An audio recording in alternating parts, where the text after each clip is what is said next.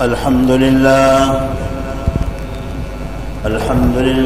رب العالمين، والصلاة والسلام على سيد الأنبياء والمرسلين نبينا محمد وعلى آله وأصحابه أجمعين. أما بعد، فأعوذ بالله من الشيطان الرجيم. بسم الله الرحمن الرحيم.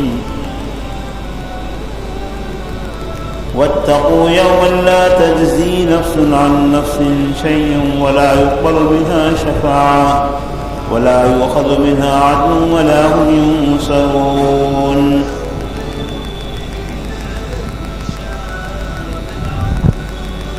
بات یہ چل رہی ہے کہ ہمیں یعنی ہر مسلمان کو گناہ چھوڑنے کے اوپر اور اللہ کی اطاعت کے اوپر دنیا میں بھی پاکیزہ زندگی کا وعدہ ہے، اور آخرت میں تو یقینی طور پر اللہ تعالیٰ دے گا. اس لیے دنیا میں اگر سکون کی زندگی چاہتے ہیں اور اطمینان کے ساتھ جینا چاہتے ہیں تو اس کے لیے ضروری ہے کہ بندہ اللہ تعالیٰ کی نافرمانی کو چھوڑو. اب گناہوں کے چھوڑنے کے لیے کیا چیز چاہیے، کون سی چیز کی ضرورت ہے، وہ میں بتا رہا تھا گزشتہ جمعہ میں کہ بنیادی چیز جو ہے وہ اللہ کا خوف اور آخرت کا فکر ہے. دیکھیے دنیا کے اندر انسان کوئی گناہ کرتا ہے، کوئی قصور کر لیتا ہے، کسی انسان کے ساتھ کوئی معاملہ ہوتا ہے تو کسی بھی طریقے سے چھوٹ جاتا ہے، یا اسی طریقے سے حکومت کا کوئی قصور کرتا ہے تو آدمی پیسے دے کر سفارش کرا کے یا اور کسی طریقے سے جو ہے چھوٹ جاتا ہے. ایسے ہی دنیا کے اندر حکومتی قانون کی زد سے اور اس کی پکڑ سے بچنے کے لیے آدمی چھپ کر گناہ کر لیتا ہے، لیکن اللہ تبارک و تعالیٰ کی نافرمانی بندہ کرنا چاہے تو کسی بھی جگہ پر چھپ نہیں سکتا ہے. اگر وہ 7 سمندر کی تہ میں بھی چلا جائے تب بھی اللہ تعالیٰ وہاں پر دیکھنے والا ہے. کائنات کا ذرہ ذرہ اللہ کی نظروں میں ہے اور اللہ کے علم میں ہے. کوئی چیز خدا کی ذات سے چھپی ہوئی نہیں ہے. یہ سب سے پہلے انسان کو اس بات کا استحضار اور دھیان ہونا چاہیے. اور دوسری بات یہ ہے کہ جو کچھ میں کر رہا ہوں، چھوٹا بڑا گناہ ہو یا چھوٹی بڑی نیکی ہو، وہ تمام کا تمام مرنے کے بعد میدان حشر کے اندر میرے سامنے آنے والا ہے اور خدا کے سامنے پیشی ہونے والی ہے.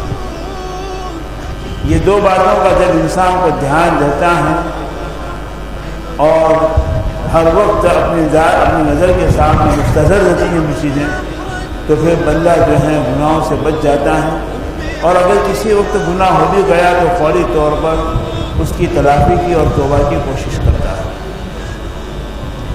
اللہ کا خوف بہت بڑی نعمت ہے. اللہ کا خوف بہت بڑی نعمت ہے. اتنی بڑی نعمت ہے کہ جس بندے کے دل میں اللہ کا خوف آ جاتا ہے پھر مخلوق کی بڑی سے بڑی طاقت کا خوف اس کے دل میں نہیں رہتا ہے. وہ ایٹم بموں میں سے بھی نہیں ڈرتا ہے، وہ جو ہے ڈرون طیاروں سے بھی نہیں ڈرتا ہے، اور وہ جو ہے راکٹوں سے بھی نہیں ڈرتا ہے. کیوں؟ اس لیے کہ اس کے دل میں اللہ کا خوف. اللہ تعالیٰ کسی کے دل میں 2 خوفوں کو جمع نہیں کرتا ہے. جس بندے کے دل میں اللہ کا خوف ہوگا، مخلوق کا خوف اللہ تعالیٰ اس کے دل میں سے نکال دے گا. یہاں تک کہ مخلوق اس سے ڈرتی ہے. آج دیکھو جو لوگ اپنے ایمان کی قوت کے ساتھ دشمنوں کا اور اسی طریقے سے جو ہے باطل طاقتوں کا مقابلہ کر رہے ہیں، پوری دنیا ان سے لرز رہی ہے. حالانکہ ان کے پاس مادی طاقت نہیں ہے، مادی قوت نہیں ہے، لیکن سب سے بڑی قوت ان کے پاس کیا ہے؟ اللہ کا خوف. اور اللہ کا خوف ہونے کی وجہ سے پوری مخلوق اس سے ڈرتی ہے. حدیث پاک میں بھی آتا ہے کہ جو اللہ سے ڈرتا ہے اللہ تعالیٰ ساری چیزوں کو اس سے ڈراتا ہے، اور جو اللہ سے نہیں ڈرتا ہر چیز سے وہ انسان ڈرتا ہے، ہر چیز سے وہ انسان ڈرتا ہے. اس لیے جو ہے گناہوں کا چھوڑنا تو ضروری ہے. گناہوں کے چھوڑے بغیر تو انسان کو چارے کار ہے نہیں. یہاں پکڑ نہیں ہوئی تو آخرت میں پکڑ تو ہونے والی ہے. اور گناہوں کو چھوڑنے کے لیے اللہ کا خوف اور اللہ کا ڈر دل میں ہونا ضروری ہے. جب آدمی کے دل میں اللہ کا خوف اور ڈر ہوتا ہے تو وہ تنہائیوں میں بھی جو ہے وہ گناہ کو چھوڑ دیتا ہے, غلط کام نہیں کرتا ہے. اور اگر جو ہے انسان کے دل میں اللہ کا خوف نہیں ہوتا ہے تو برملا وہ جو گناہ کرتا ہے. آج ہمارا حال دیکھیے, غیر محرموں کے ساتھ بے تکلف راستہ میں باتیں کرنا, کہے لگانا, اور اسی طریقے سے بد نظری سے جو ہے کسی کو دیکھنا آج اتنا عام ہو چکا ہے کہ لوگ اس کو گناہ ہی نہیں سمجھتے. کسی کی بے عزتی کرنا, کسی کی عزت کے اوپر جو ہے ہاتھ ڈالنا, یہ اتنا آج آسان ہو چکا ہے کہ جو ہے کوئی سمجھتا ہی نہیں ہے کہ میں کسی کی بے عزتی کرتا ہوں تو مجھے بھی تیار رہنا چاہیے. اس کا ڈر ہی نہیں. کیوں؟ اس لیے کہ اللہ کا خوف. جب بندے کے دل میں اللہ کا خوف اور ڈر آتا ہے تو پھر ایسی صورت کے اندر وہ چھوٹی چھوٹی باتوں کا بھی نوٹس لیتا ہے. ایسے ہی آخرت کا فکر بھی, دونوں چیزیں ضروری ہیں. تو اللہ کا خوف دل میں پیدا کرنے کے لیے اللہ کی طاقت اور قدرت کو سوچیں. روایتوں میں یوں آتا ہے کہ اللہ نے ایک فرشتوں کو پیدا کیا ہے جو کتنی بڑی طاقت اور قوت والا ہے.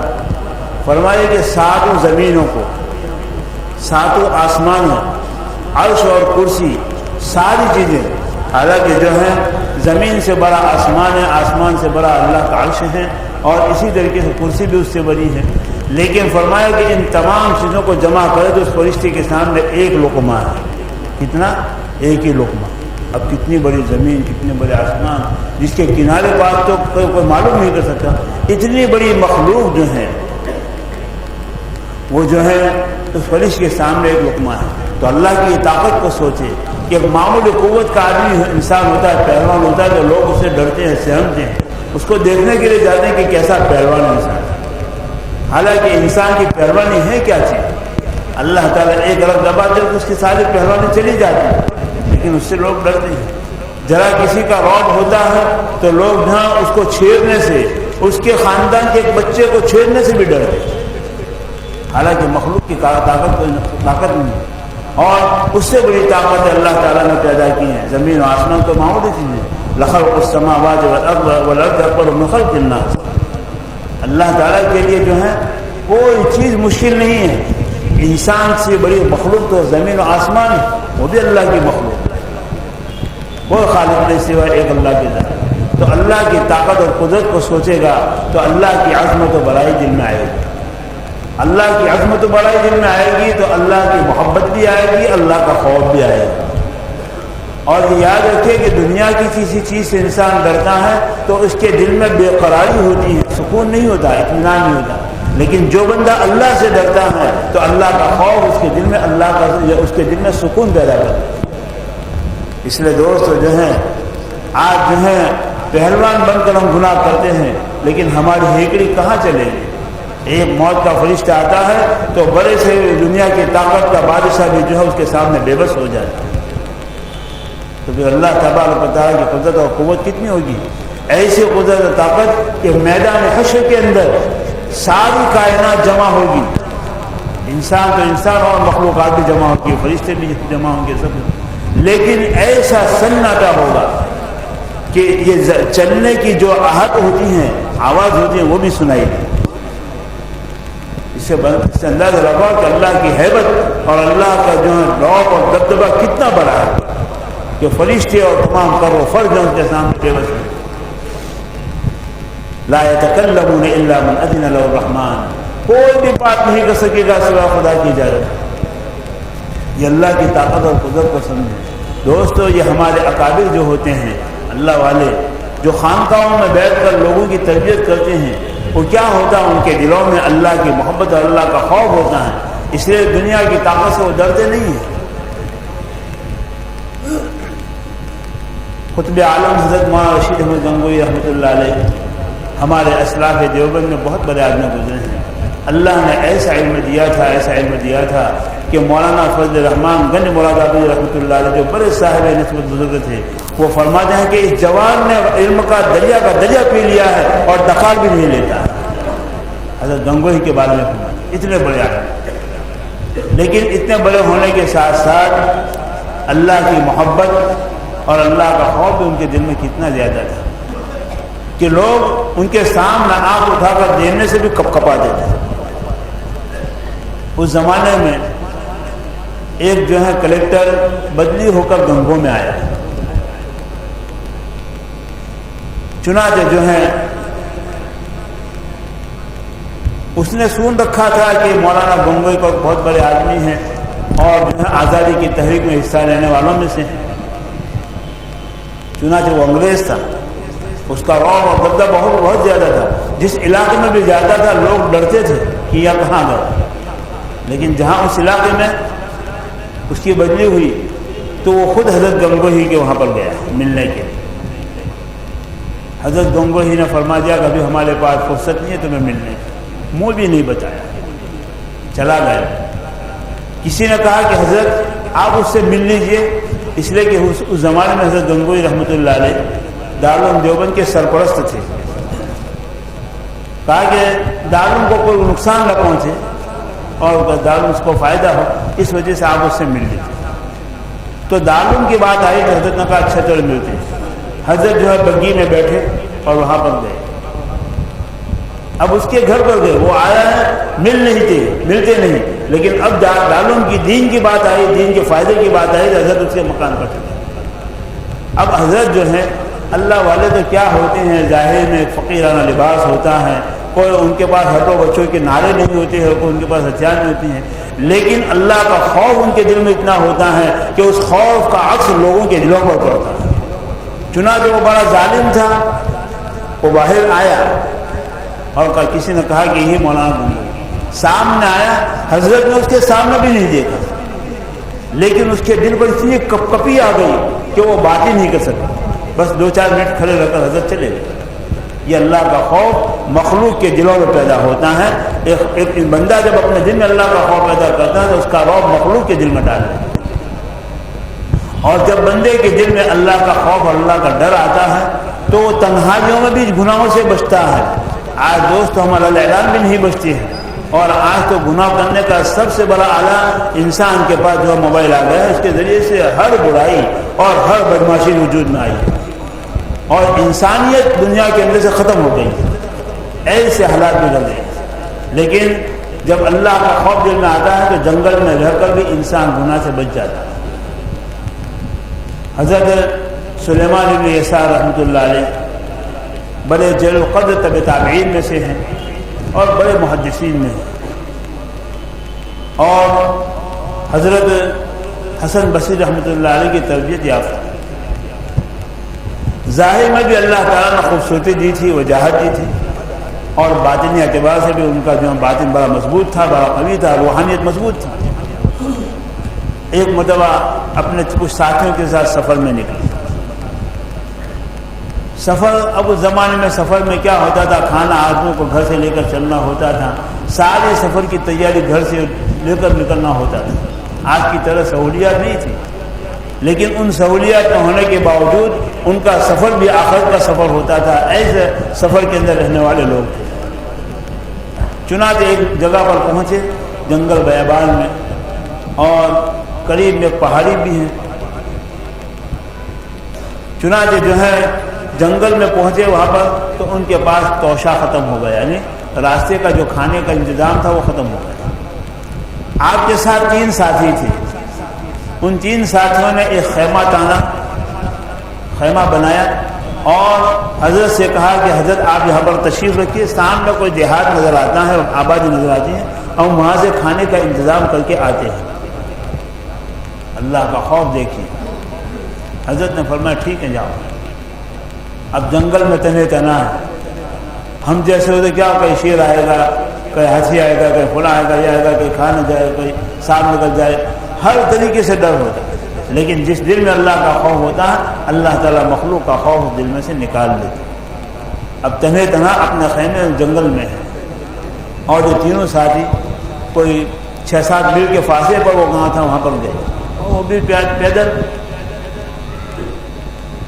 چنانچہ جو ہے تھوڑی دیر ہوئی، وہ تینوں حضرات چلے گئے، تھوڑی دیر ہوئی، ایک بڑی خوبصورت جوان لڑکی جو پہاڑی کے اوپر سے دیکھ رہی تھی وہ نیچے آئی، اور وہ کوئی بگڑی عورت نہیں تھی، شریف خاندان کی شریف لڑکی تھی۔ نیچے آئی، خیمے کے آگے کھڑے ہو کر اس نے آواز دی۔ حضرت نے آواز سے بھاپ لیا کہ کوئی عورت ہے، شاید کوئی بھوکی ہوگی، کچھ روٹی کا ٹکڑا مانگنے کے لیے آئی ہوگی۔ حضرت کے پاس ایک روٹی کا ٹکڑا تھا، اس کو پیش کیا، اس کے سامنے بھی نہیں دیکھا۔ یہ دنیا کا حسن جو ہے انسان کو اسی وقت جو بےتاب کرتا ہے جبکہ حوروں کے حسن کو انسان بھول جائے۔ اللہ تعالیٰ جنت کے اندر کیسے خوبصورت حوریں دینے والا ہے۔ آتا ہے روایتوں میں کہ اگر ایک حور اپنے دوپٹے کا ایک کنارہ زمین کی طرف نکال لے تو یہ سورج کی روشنی پھیکی پڑ جائے، اس کے دوپٹے کی یہ روشنی ہے تو اس کا حور کا حسن کیسا ہوگا۔ لیکن دوستو، یہ دنیا کی جو ہے لیلاؤں اور دنیا کی حوروں کے اوپر بد نظری کرنے سے اپنا آپ کو بچانا ہو، اور یہ اللہ کے خوف سے ہے۔ تو بہرحال وہ حضرت جو تھے سلیمان بن یسار رحمۃ اللہ علیہ، انہوں نے یہ سمجھا کہ کوئی روٹی مانگنے کے لیے آئے گی تو روٹی کا ایک ٹکڑا پیش کیا۔ اس عورت نے کہا کہ میں کوئی فقیر نہیں ہوں، میں کوئی بھوکی نہیں ہوں، میں کھانا لینے کے لیے نہیں آئی ہوں، میں آپ کے پاس اس لیے آیا ہوں تاکہ ایک عورت کی ضرورت ایک مرد سے جو پوری ہوتی ہے اس ضرورت کو پورا کرنے کے لیے، یعنی گویا بدکاری کی نیت سے وہ آئی۔ اس عورت کی نیت اچھی نہیں تھی، اس لیے کہ حضرت کا چہرہ جو خوبصورت تھا اور نورانیت بھی چہرے پر تھی، چمکتا دمکتا ہوا چہرہ تھا، اس لیے وہ عاشق ہو گئی۔ دوستو، آج ہم زبردستی جو ہے نظریں بگاڑتے ہیں، اور کوئی ایسی لڑکیاں جاتی ہے تو سنا ہے کہ فوٹو بھی لے لیتے اور پھر اس سے تلذذ حاصل کرتے، لذت آتی۔ دوستو، یہ دنیا کی لذت کیا چیز ہے، اور آج کا جوان تو کیا لذت لے گا دوستو۔ ظاہر میں وہ مٹکتا چلتا نظر آتا ہے، قوت والا نظر آتا ہے، لیکن جو موقع پر وہ بالکل لک ہوتا ہے۔ ہمارے پاس علاج کے لیے باتیں نہیں دوست، ایسی ہماری قوت ہے۔ اور حضرت علی رضی اللہ تعالیٰ فرمایا کہ دنیا کے عشق و محبت کے پیچھے کیا پڑے ہوئے ہو، یہ عورتوں کے پیچھے کیا پڑے ہوئے ہو ناجائز طور پر، تمہاری سارے عشق و محبت کا نتیجہ ایک ناپاک قطرہ ہے، بس ایک ناپاک قطرہ نکل گیا تمہارا سارا عشق و محبت کا، اس کے پیچھے کیا پڑے۔ جنت میں انسان جائے گا تو اس کی خواہش، اس کی ضرورت جب تک چاہے گا وہاں تک رہے گی۔ 70 حوریں اس کے انتظار میں بیٹھے ہوئے، اس مومن کے، جس مومن کے دل میں اللہ کا خوف ہو، فکر آخرت۔ تو بہرحال جب اس عورت نے یہ کہا کہ میری یہ نیت ہے، سلیمان بن یسار رحمۃ اللہ علیہ کے بدن کے اوپر ایک دم اللہ کا خوف کی وجہ سے کپکپی آ گئی، بدن پر لرز آ گیا کہ کہاں میری آزمائش ہو رہی ہے۔ جنگل بیابان میں جہاں پر خدا کے سوا کوئی دیکھنے والا نہیں، خدا دیکھ رہا، اور پھوٹ پھوٹ کر رونے لگی۔ وہ عورت گھبرا گئی، یہ تو عجیب چیز ہے کہ میں اپنا آپ کو پیش کر رہی ہوں، اتنی خوبصورت ہوں، جوان ہوں، اور یہ اتنا رو رہے ہیں۔ ان کے رونے کی وجہ سے اس عورت کو بھی رونا آ گیا، اور وہ عورت ایک دم وہاں سے گھبرا کر چلی گئی، اور حضرت کو اسی رونے کی حالت میں نیند آ گئی، سو گئے۔ دیکھو اللہ تعالیٰ جب بندہ اللہ کی طرف توجہ کرتا ہے، اللہ کی طرف مائل ہوتا ہے، تو اللہ تعالیٰ اس کی طرف کتنے مائل ہوتے ہیں۔ تم ایک بارش بھرو گے، میں 2 بارش تمہاری طرف بھروں گا، یعنی میری رحمت تیرے طرف۔ ایک ہاتھ بھرو گے، میں تمہاری طرف 2 ہاتھ بھروں گا، اللہ تعالیٰ میری طرف چل کر آؤ گے، میں تمہیں دوڑ کر لے لوں گا۔ اللہ کی رحمت تو ایسی۔ چنانچہ سلیمان بن یسار رحمۃ اللہ علیہ سو گئے، سونے کی حالت میں خواب میں آئے سیدنا یوسف علیہ السلام، اور سیدنا یوسف علیہ السلام مبارکبادی دے رہے ہیں کہ سلیمان تمہیں مبارکبادی ہو کہ ایسے موقع پر اتنی آزمائش کے اندر تم کامیاب ہو کر نکل گئے، اور ایک عورت کی جال میں نہیں پھنسے، شیطان تمہارے اوپر تسلط حاصل نہیں کر سکتا۔ تو سلیمان فرماتے کہ میں نے خواب میں حضرت یوسف علیہ السلام کہا کہ حضرت آپ تو زیادہ مبارکباد دے کہ آپ کے پاس تو وقت کے بادشاہ کی بیوی، اور وہ ایسے خوبصورت کے لاکھوں میں ایک، اور وہ اپنے دروازوں کو بند کر رہی ہیں، اپنی ضرورت کو آپ سے پوری کروانے کے لیے دروازوں کو تالے لگا رہی ہیں اور بکتے ہے تلک اور میری طرف۔ تو ایسے موقع پر آپ بچ کر نکل گئے۔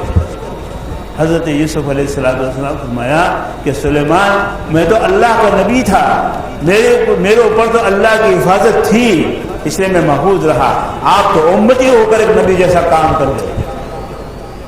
اللہ کی طرف سے کیسے خوشخبری اسی وقت میں نقد مل جاتی۔ اس لیے دوستو یہ مت سمجھیے کہ نیک کاموں کا جو ہے یہ ادھار معاملہ ہے، آخر میں ملے گا، نہیں، آخر میں تو ملنے والا اور ایسا ملنے والا ہے کہ جس کا انسان تصور بھی نہیں کر سکتا۔ فَلَا تَعْلَمُ نَفْسٌ مَّا أُخْفِيَ لَهُم مِّن قُرَّةِ أَعْيُنٍ۔ اللہ نے آنکھوں کی ٹھنڈک کے کیا سامان تیار کر رکھے ہیں کسی کو پتہ نہیں۔ تو یہاں پر نقد معاملہ ہوگا۔ تو اللہ تعالیٰ نیکیوں کا بدلہ دنیا میں بھی دیتا ہے، آخرت میں بھی دیتا ہے، لیکن دوستو کر کے دیکھنا ہوگا، سن کر نہیں، کر کے دیکھنا ہوگا۔ اس لیے دوستو اپنی جوانی کے جنون کو ختم کیجئے، اور جو ہے جیسے دنیا کے معاملے میں ایک اسٹیک بنے ہوئے ہیں، ایسے ہی اپنے آخرت کے بارے میں بھی اسٹیک بنی۔ دیکھیے سیدنا عمر رضی اللہ تعالیٰ عنہ کتنے بڑے جلقد صحابی،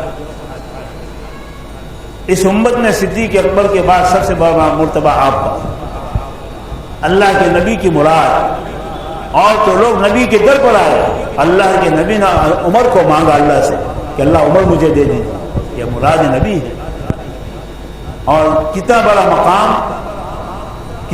مقام کہ لوکان بعد نبی لوکان عمر، میرے بعد اگر نبوت کا سلسلہ چلتا تو میرے بعد نبی عمر ہو۔ اور فرمایا نبی کریم صلی اللہ علیہ وسلم نے کہ عمر کے محل کو میں نے جنت کے اندر دیکھا، اور ان کی حور کو بھی دیکھا کہ وہ باہر وضو کر رہی تھی، اور فرمایا کہ جس راستے سے عمر چلتا ہے شیطان اس راستے سے بھاگ جاتا ہے، وہ شیطان کے حملے کا بھی خطرہ نہیں، لیکن پھر بھی آخرت کا خوف اور اللہ کا ڈر کتنا زیادہ تھا۔ اللہ کے خوف سے اتنے روتے تھے کہ ان کے چہرے کے اوپر نالیاں بن گئی تھی، آنسوں کی وجہ سے نالیاں بن گئی۔ دوستو کبھی بھول سے بھی ہماری آنکھوں میں اللہ کے خوف سے آنسو آتا ہے، بہت بڑی چیز ہے اللہ کا خوف۔ چنانچہ ایک مرتبہ آپ نے پانی مانگا تو کسی نے آپ کو شربت دے دی،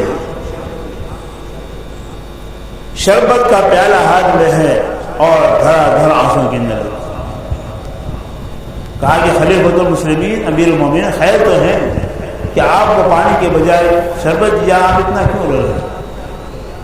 کہا کہ جب میدان حشر میں کھڑے ہوں گے تو اللہ تعالیٰ فرمائے گا اذهبتم طیباتکم فی حیاتکم الدنیا واستمتعتم بها، حالانکہ یہ تو کافروں کے لیے، پھر بھی جو حضرت عمر کتنے در ہیں کہ تم کو دنیا میں نعمتیں مل چکی، تم نے فائدہ اٹھا لیا، اب جاؤ جہنم میں، ذوقوا عذاب الہون، ذلت کا عذاب چکھو۔ تو یہ اتنے شربت کا پیالہ یہ نعمت ہے، لیکن اس کے اوپر آخرت یاد آ گئی اور جو رونے لگے اور آپ اس شربت کو نہیں پی سکے۔ دوست ہم کتنے گھونٹ کے گھونٹ نہیں جو ہے دریا کے دریا شربت کے پی جاتے ہیں، سب کچھ پی جاتے ہیں، لیکن کبھی ہمیں آخرت کی نعمت یاد نہیں ہے، اللہ کی نعمت کے اوپر شکر گزاری کی توفیق نہیں ہوتی، بس پیٹ میں ٹھنڈک ہو گئی، بس اس کے اوپر مست ہے۔ اس لیے دوستو آخرت اور اللہ کا خوف دل میں پیدا ہوگا تو گناہوں سے حفاظت ہوگی۔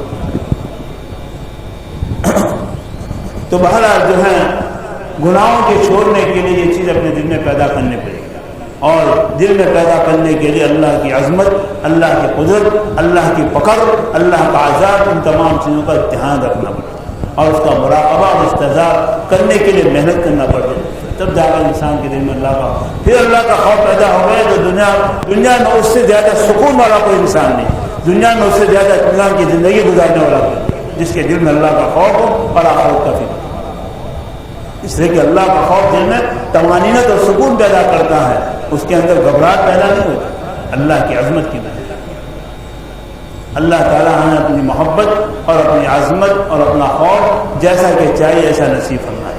خود روایتوں میں آتا ہے اللہم اقسم لی من خشیتک ما تحول به بینی و بین معاصیتک، حضور دعا کیا کرتے ہیں کہ اللہ تعالیٰ اتنا خوف نصیب فرما کہ جو مجھے گناہوں سے روک دے، اور اتنی اطاعت نصیب فرما جو مجھے جنت تک پہنچائے۔